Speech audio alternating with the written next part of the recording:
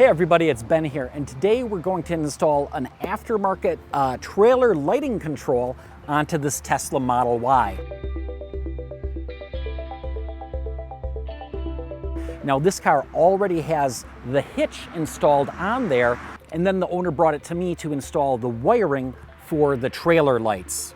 And yes, this is something you can do yourself. You need some basic tools, flathead screwdriver, wire cutter, wire stripper, crimper, and probably a multimeter would be good to have. And one other thing that's nice to have is one of these auto trim removal kits. These are pretty basic. They're essentially just some plastic pry bars, but they're really designed to work with the fasteners that are particular to the automotive industry. So these are really great for prying off the trim, getting behind plastic body panels without damaging them. If you have any questions on this project, very first thing, please check the video description. I also have links for some of these products in there as well. So today we're going to be using this, if I'm pronouncing it right, Teconcha Modulite ZCI Trailer Light Power Module. What you see here is what was out of the box. We've got the module with the attached wires. We've got a heavy power wire to run to the front up to the 12-volt battery in the car with a fuse, bunch of zip ties, connector. But what's most interesting about it is everything right here. So with this little unit, we can see that we've got that flat 4 wiring coming off that's going to actually plug into the trailer. But the other parts is it uses these little connectors to go onto the wires to send the signal, and it doesn't splice on there. You don't cut the wires or anything. Instead, it's this little connector, and you actually just clip this around the wire. It senses the current going through the wire to the tail light, and you have one of these on each of the wires for the turn signal, the running light, the stop light, and it basically senses that, knows it, and then sends the correct signal out to this.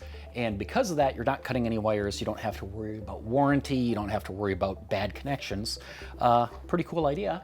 So we'll see about getting this into the car.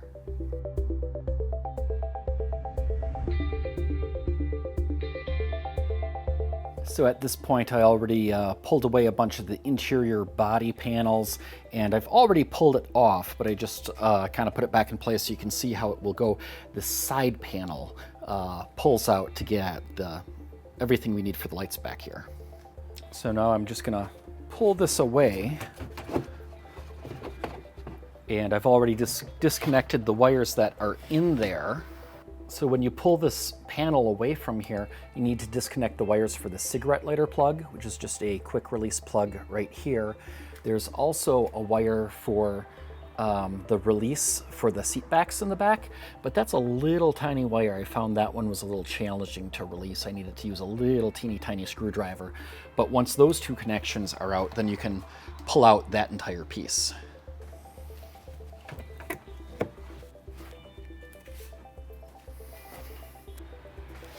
Now that we've gotten everything out of the way, we can see inside here.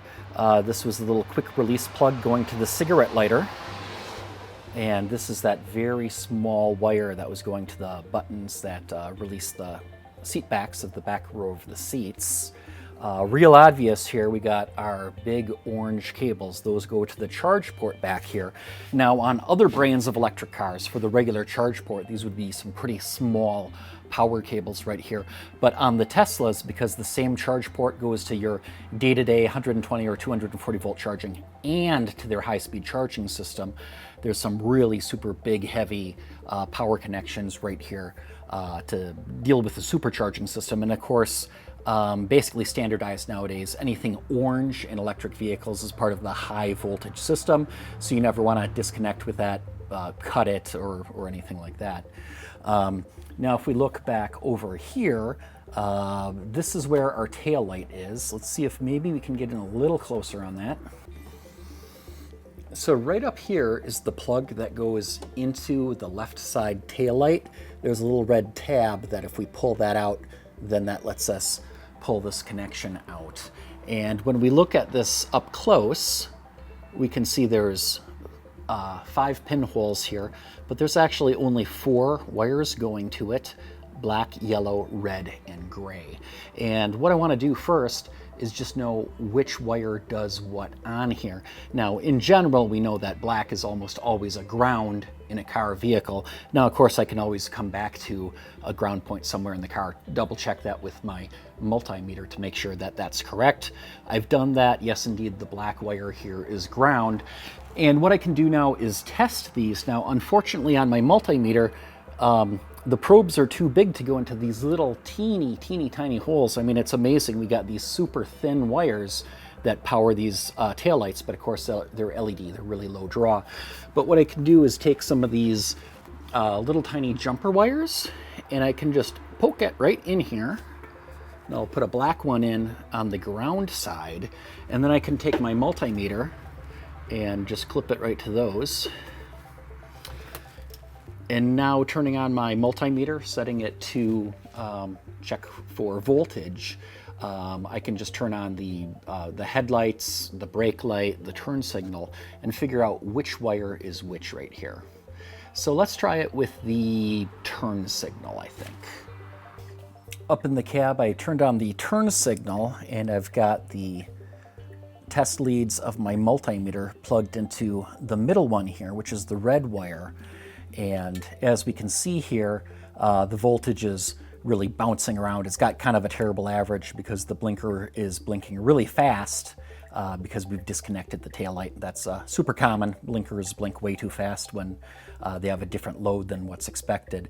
And in fact, if you look at how fast the analog on the bottom there is flashing, it is at the same speed as the blinker up on the dashboard. Now I can repeat this, testing the other wires, to figure out which one is the headlights, which one is the brake light. I also find it funny, on the back of this there's a magnet, and it's kind of a nice way just to keep this thing you know, where you want it to go. I put it down here and it fell over because this part down here is aluminum, so non-stick as far as magnets go. So now I've turned off the blinker and I instead turned on the headlights, and I'll move my jumper over to our first one here, the gray wire, and nothing there. Let's try our yellow wire over here instead, and sure enough, it's showing our main DC voltage, a little over 13 volts. So our yellow wire here is the tail light to match the headlights. And I have already tested this. That was kind of fun. Had to put a weight on the brake cable, but the gray wire here is the brake. So after some testing, red wire is the left turn signal, yellow is the tail light, gray is the brake light, and the black wire is the ground. And that's all the little wires that went up to the light. Now I'm going to have to strip back this kind of tape that's around the wires here to be able to connect our trailer light controller. If I'm lucky, I might be able to find the end of this kind of sticky cloth tape and unpeel it. Otherwise, I could get a side cutters. I've found that if you need to pull back electrical tape or something like that from wires, you don't want to use a utility knife. Too easy to slip and you cut some wires, which is not what we want to do here. Side cutters, you get a lot more control with it. You can spread the wires a little bit, carefully snip in there, at least get that started, and then you can peel it back by hand real easy.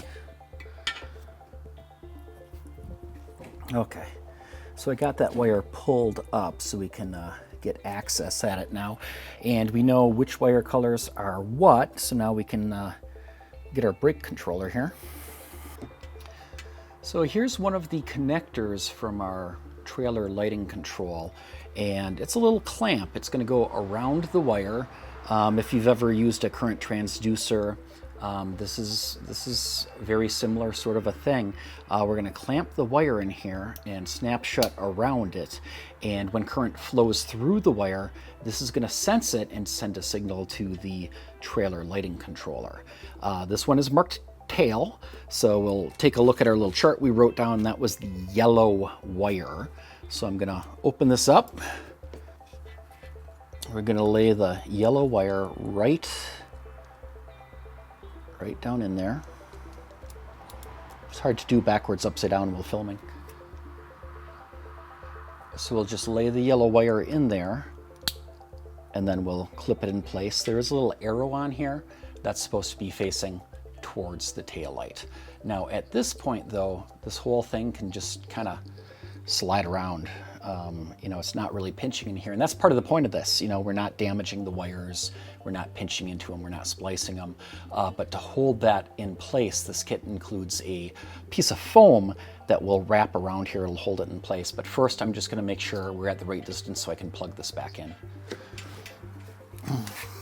So as part of this kit, we have these adhesive foam pads.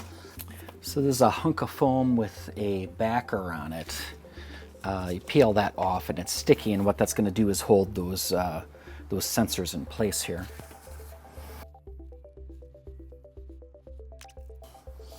Next one we got left turn, and the turn signal, left turn, is the red wire.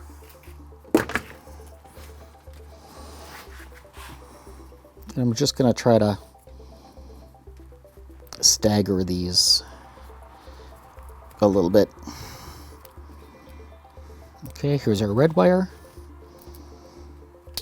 Close up over it. Wrap our foam tape around.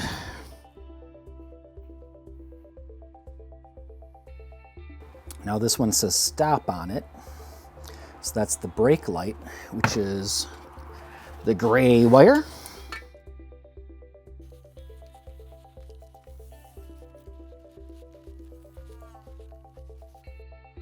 And that's our 3 wires, because the 4th one is just a ground. Here, all I'm doing is a little bit of basic cable management. I've just got a zip tie. I'm bundling these cables together and cutting off the tail of the zip tie, just making sure the wires are all together and they're supported, giving it some strain relief.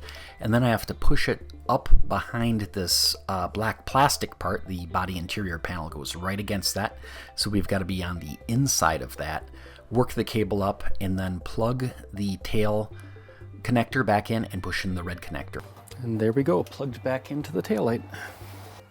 So I've still got the right turn sensor, so I'm going to have to run that over to the right-hand side of the car, which means I also need to pull that panel out of the way so I can get at the wires. So over on this side, we have a couple of those little fasteners. So you just pull these out with a screwdriver. I've got an autobody tool here. Push in there, pop it up, and then that part can squeeze in. They come right out. So we've got a couple down here. Actually, just one in the middle. The other 2 on this piece are they're just straight pins, but we pull that bottom liner out, and then along here we can get that out.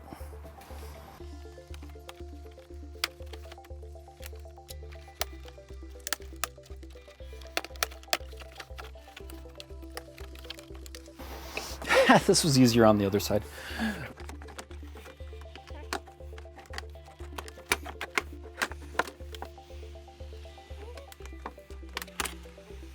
And over on the right side, remember on the left, this area was pretty hollow, but on the right, looks like we got a subwoofer here, and I think that's the amp for the stereo. And of course, we got the tail light wire right up here.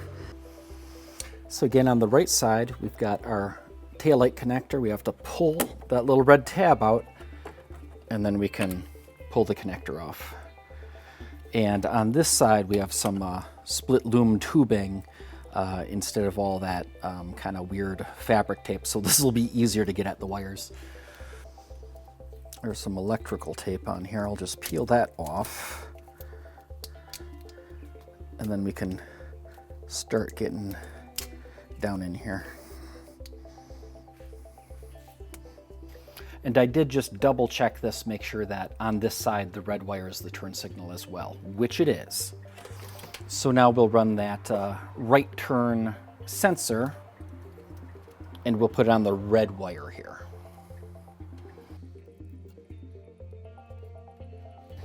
And then we've got some of that foam tape we'll wrap around it. Besides wrapping the adhesive foam around the sensor, I also needed to shorten the black plastic tubing to make room for the sensor, put the rest of the piece back on, and then after that I rewrapped it with electrical tape. And then I'll plug this back in.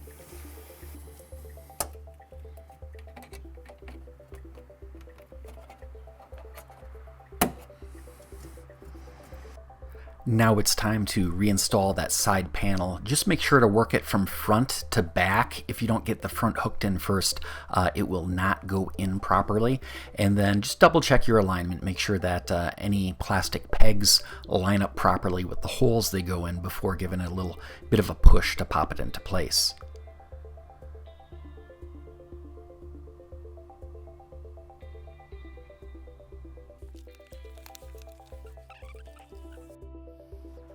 Then again, this is the bottom of that compartment. The 2 pins go into the frame here.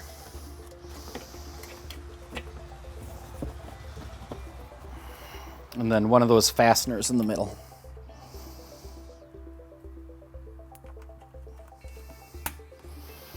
And one of the fasteners on the corner of the carpet.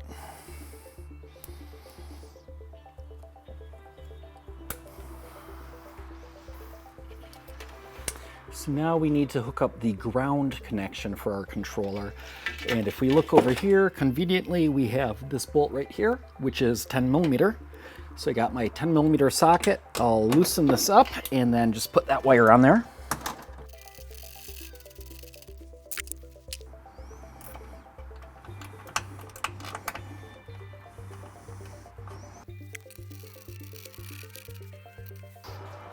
Nicely snugged down. It all feels like a solid ground. So with the sensors hooked up and it grounded, really the only thing remaining is connecting the power wire. And what I'll have to do is butt splice this onto a long wire going up to the front to the 12-volt battery. And then I can mount this, but I think I want to at least splice that wire on there first because this will be hard to splice with the controller kind of tucked up by the taillight there. So we got some pretty heavy wire here. And so what I'm doing is just stripping it back a bit.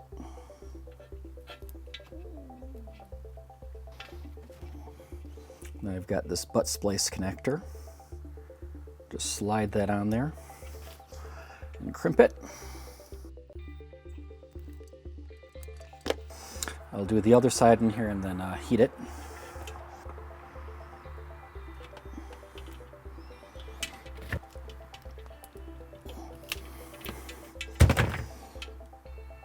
And that gives us a good electrical and mechanical connection. And now we have my extremely fancy heat gun to heat shrink that.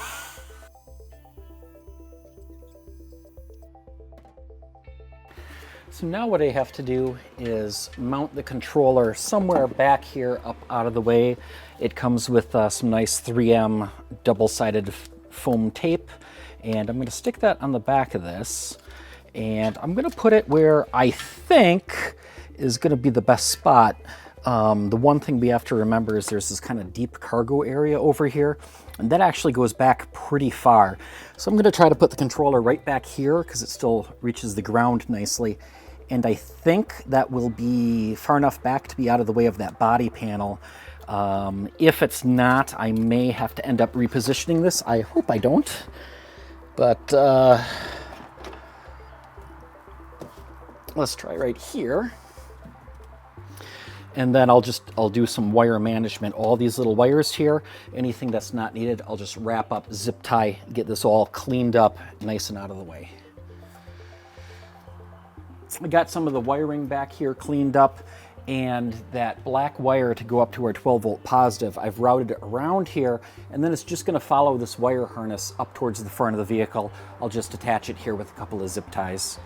And then for the actual flat 4 connector going out to the trailer, I think what I'm going to do is bring it out this way, and it'll actually come out between the crack right down here.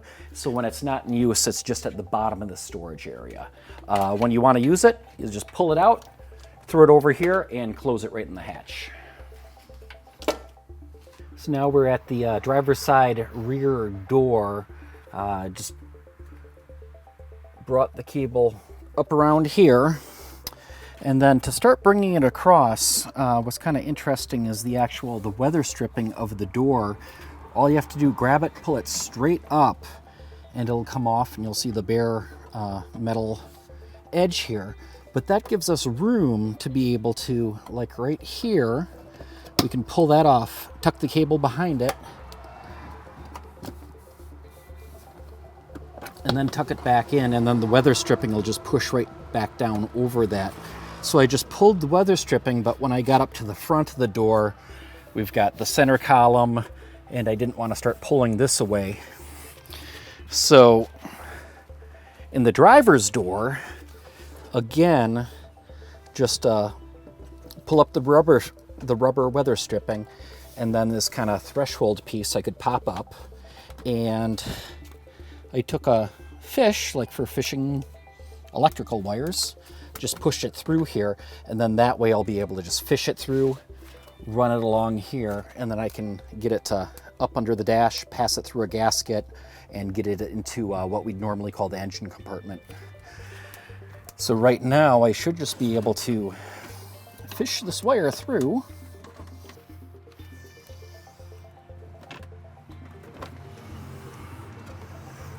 And now I can keep running it along here. I might use the fish again from working under the hood to pull the wire up. Now on the driver's side here, I was able to pull up the rubber gasket, then pull up the plastic here and run our power wire along here. But if you get up about this far and you're having a tough time pulling this, stop, because you can't do that. What you have to do is actually that next little piece up. So this section here, we need to pry out from the top. We got to get in here, and then we can pop it out and then lift it up, because there's a big part on the bottom here, and then this is actually held in place by one of those little push-in fasteners. So then we got to get in, pop that out. I can't see right now, the sun's hitting my glasses weird. And then with that we can take that part out. So with this piece of trim removed on the driver's side A-pillar, a piece of carpet's held in with one of these little pop fasteners. So we can pull that out, and then when we do, there's a piece of foam on the back of this, and we can just kind of fold it back. And up in there, not sure if we're going to be able to see this with the camera or not, there's a grommet going through the firewall, and that's where we're going to have our cable run through. Kind of our big picture, driver's side door, our wire followed along the left-hand side here, and then it's going to go all the way up in here through the firewall. Now up in the front, there's a cover that goes over the battery and everything. I already popped it out. It's pretty easy to remove though. It's just these, little kind of snap connectors. You just pull straight up, they'll come out. There's only, it looks like only 3 just straight pins, but it basically just pulls straight up. It's pretty easy. So here's the battery, and kind of way over on the driver's side, way down through this corner. It looks like I need the flashlight again. That's the grommet in the firewall. So I'll poke a little hole through there, and then I'll fish that wire through. And then I'll bring that power wire over to the 12-volt battery, connect it on the positive side. So a little bit of work, but I got that wire through the firewall. So now I can just pull it, give it a little more slack, and then what I'll do is I'll just fish it through here over to the battery. So I'll probably tuck it behind here, zip tie it in a couple of spots so that it can't wiggle around or anything. So that's going to have to come up to the fuse holder and then to the positive. I fished the wire through, put a couple of zip ties down to hold it in place the first half. I'll put another zip tie or two as soon as we're done with this. But what I'm going to do is cut it to length, and then we can butt splice on a fuse holder, and on the end of the fuse holder, a ring terminal.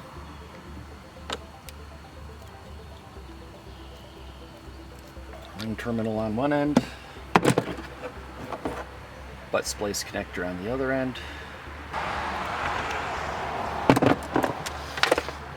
And we got to strip this.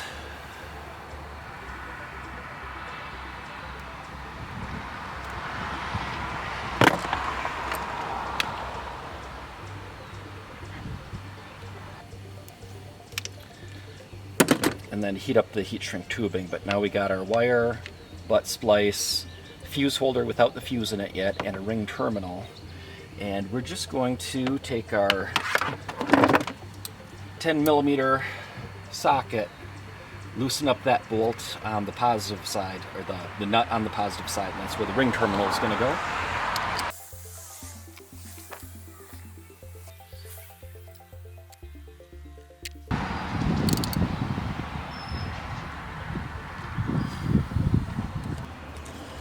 The trailer wire harness also comes with this little warning label to put on the wire so that anybody working on the car in the future knows what it is.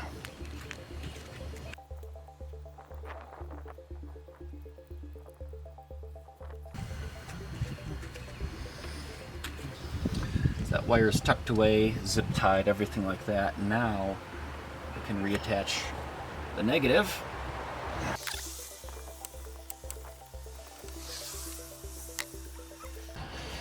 So this trailer harness has a learn mode, so I turned the car on but turned off the lights. And now I'm putting the fuse in, which gives power.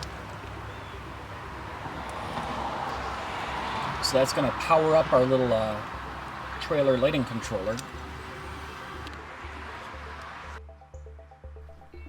I found that the learn mode on this product actually worked very well. It's straightforward, just follow the directions in the manual. Essentially, it's just turning on the lights in a certain order and using them: tail light, brake, turn, and headlights.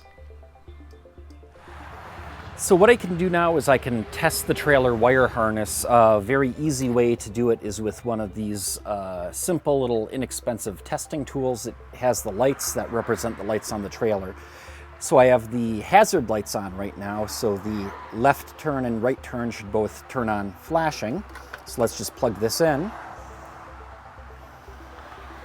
And we got nothing, which would freak me out, except I know for a fact that this is an older style tester, and I found out on my last project that a lot of times these do not work with LED taillights.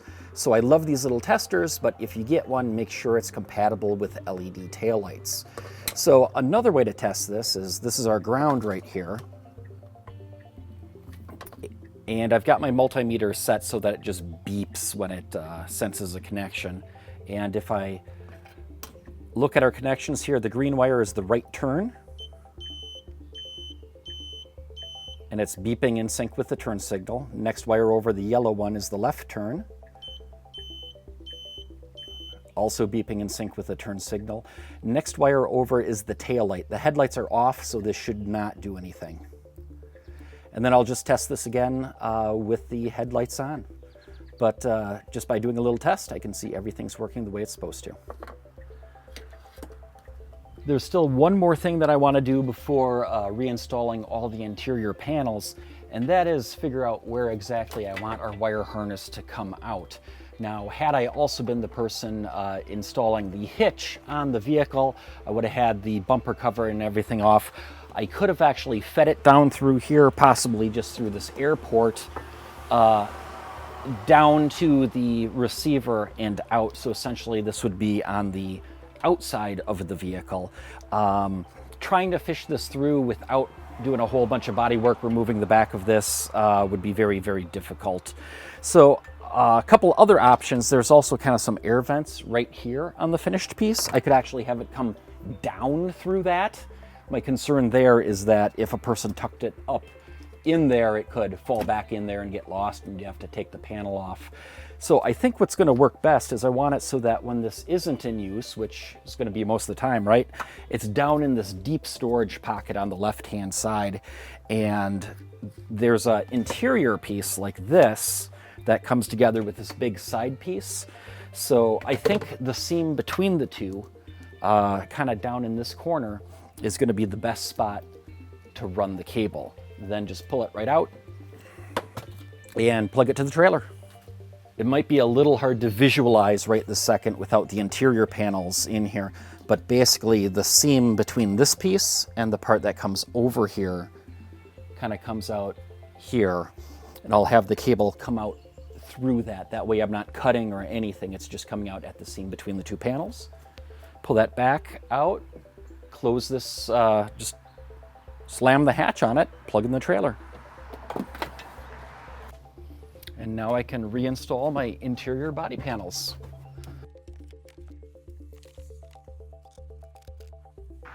Now the couple of things we can't forget are to plug back in the power to the rear cigarette lighter plug. And right here we have the switches that release the seat back. So we'll want to make sure to plug those in before we go any further. I found this one was really hard to remove. And then plug in that one in as well. And then I'm just going to make sure that our trailer light wire is kind of tucked right down there in the bottom of all this.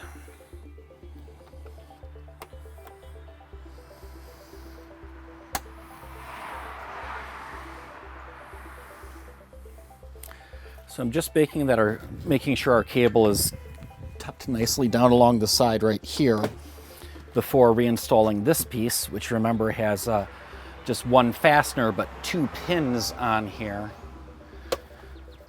going into these holes. So you want to make sure it's nice and straight down.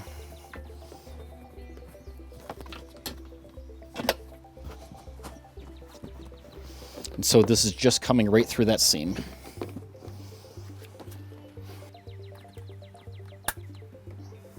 That's it. And then this is just out of the way when it's not in use. Now it's just time to reinstall the interior panels. Now the trunk liner here, I really didn't have to remove for the installation.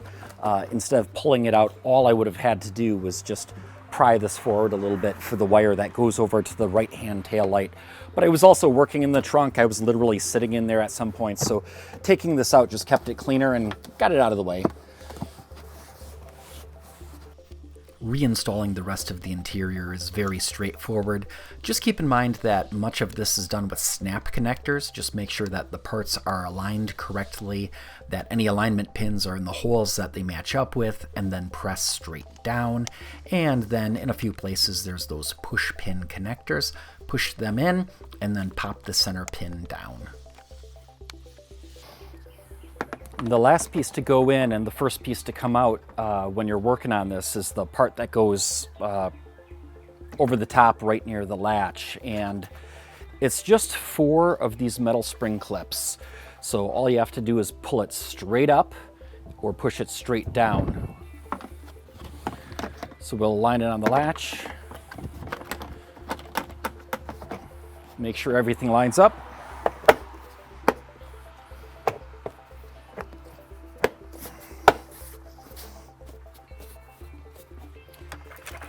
And then we'll want to make sure that everything's under the gasket.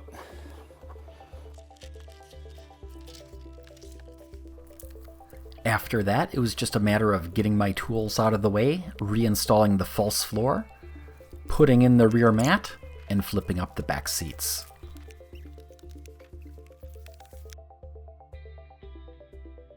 Cable's tucked down out of the way, doesn't get all wet and degraded and everything from the weather. Pull it out to right here.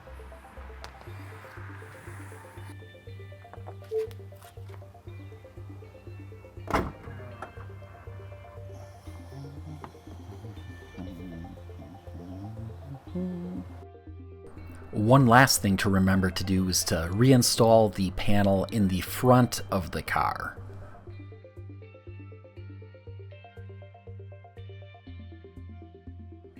That's it, the wiring's installed, and while it's at my place, we can even charge it up off solar. Now another super cool thing with towing is any vehicle with a backup camera is pretty nice to have, because then you can just see right exactly where the ball is. Makes it great to back right up to the trailer, hitch it up very easy. So right now I'm going to hook up to this utility trailer. We can see the trailer hitch, we can see the ball right in the backup camera. So basically I can just back right up to it.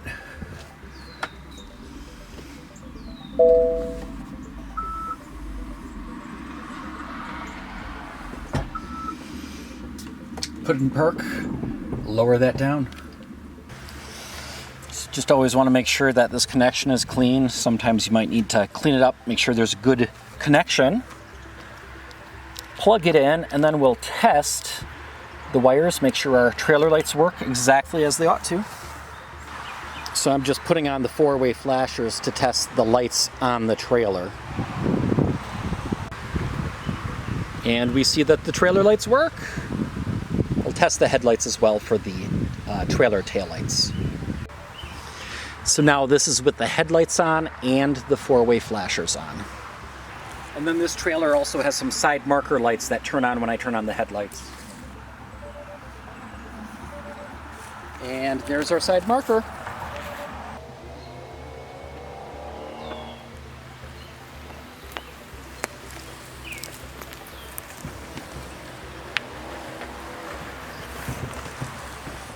And I have to say that towing with an electric vehicle is really fantastic. You've got all that torque to get going, and then when you want to brake, that regenerative braking takes kind of all the weight and power of the trailer and just puts it right back into the batteries, and of course saves the mechanical brakes as well. Overall, installing the wire harness for the trailer lights on this vehicle was really pretty straightforward. Probably the most difficult thing was just running the 12-volt positive wire up to the front of the vehicle to connect it to the 12-volt battery. That required pulling up that trim on the sides. Now don't be afraid to pull off the rubber seal on the doors. That comes off real easy, goes right back on real easy. But probably the single most difficult thing was actually getting that wire through that rubber grommet up in the front of the car in the firewall. I didn't really show too much of that because it was hard just to get my hands up in there, let alone actually film it. But really that was the biggest challenge. The rest of this was very straightforward. And now we got a car which can pull a trailer, and we'll have all the lights working the way they're supposed to. I hope you like these videos. Please like, comment, subscribe, share. We're also on Patreon and would love it if you would support us over there, and check us out at 300mpg.org.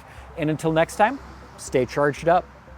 In the next video, we'll take the car out doing some test towing. I've got a trailer loaded down with some solar panels. We'll take that around my neighborhood, out on the freeway, and even give autopilot a try while test towing. Make sure you subscribe so you don't miss the next video.